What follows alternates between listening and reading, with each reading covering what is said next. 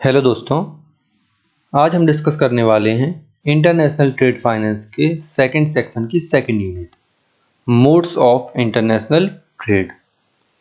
इस यूनिट में हम अलग अलग मोड्स पढ़ेंगे जो इंटरनेशनल ट्रेड में यूज होते हैं।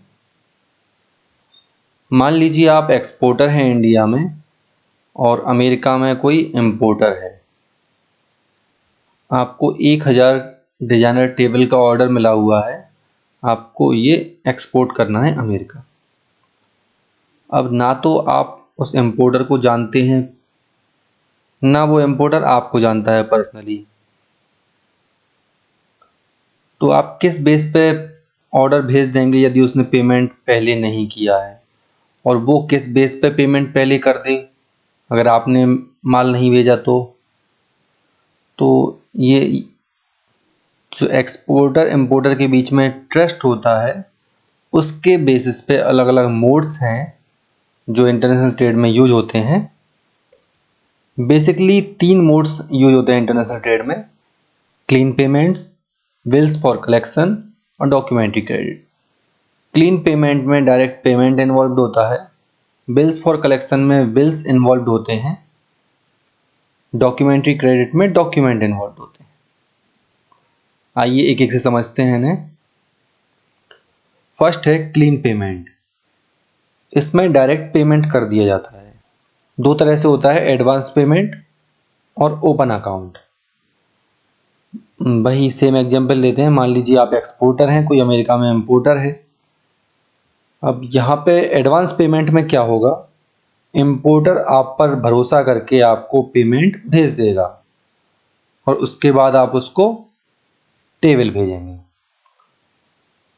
ओपन अकाउंट में क्या होगा, आप इंपोर्टर पे ट्रस्ट करेंगे और उसको टेबल भेज देंगे, बाद में वो आपको पेमेंट करेगा। मतलब यहाँ पे डायरेक्ट पैसा इन्वॉल्व है।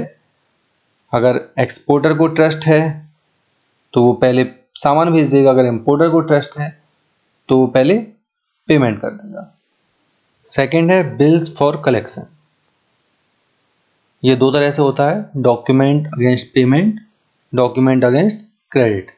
अब यहाँ पे क्या है, एक्सपोर्टर और इंपोर्टर को एक दूसरे पर इतना भरोसा नहीं है, तो यहाँ पे क्या होगा, बैंक इन्वॉल्व हो जाएगा। जब एक्सपोर्टर इंपोर्टर को एक दूसरे पर भरोसा नहीं है तो यहाँ पे बैंक पिक्चर में आ जाता है। यहाँ पे क्या होगा, एक्सपोर्टर इंपोर्टर को माल भेज देगा, टेबल का ऑर्डर था, टेबल भेज दी।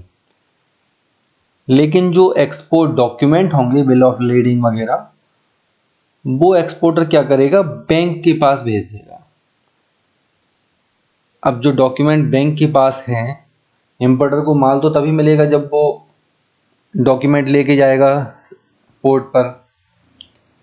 तो बैंक ये डॉक्यूमेंट तब रिलीज करेगा जब इंपोर्टर बैंक को पेमेंट कर देगा। तो ये क्या हो जाएगा, डॉक्यूमेंट अगेंस्ट पेमेंट।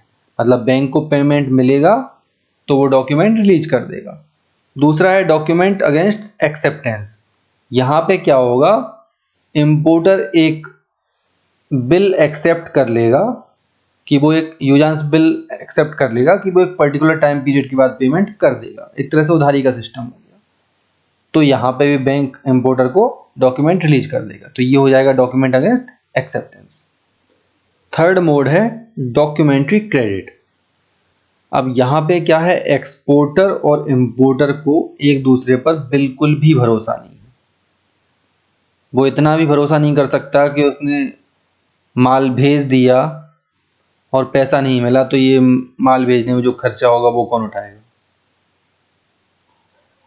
तो यहाँ पे क्या होगा, इंपोर्टर अपने बैंक के पास जाएगा और एक एलसी जारी करवाएगा एक्सपोर्टर के नाम से, और ये एलसी एक्सपोर्टर के पास भेज देगा। अब एक्सपोर्टर क्या करेगा, इंपोर्टर को टेबल का ऑर्डर था, मान लीजिए टेबल उसने भेज दी, और जो डॉक्यूमेंट थे वो डॉक्यूमेंट ले जाके एक्सपोर्टर बैंक को देगा और ये एलसी का पेमेंट ले लेगा। बाद में बैंक डॉक्यूमेंट इंपोर्टर को देगा और पेमेंट ले लेगा। तो यहाँ एक लेटर ऑफ क्रेडिट जारी हो गया LC मतलब लेटर ऑफ क्रेडिट या डॉक्यूमेंट्री क्रेडिट, ये थर्ड मोड है इंटरनेशनल ट्रेड का। नेक्स्ट 3 यूनिट में हम इन्हीं तीनों मोड्स को डिटेल में पढ़ेंगे। यहाँ पर सिर्फ थोड़ा सा इंट्रोडक्शन था तीनों मोड्स का। आगे आने वाले तीनों चैप्टर में ये बहुत डिटेल में है, वहाँ हम डिटेल में पढ़ेंगे। आज के लिए इतना ही, नेक्स्ट वीडियो में मिलते हैं। Thank you.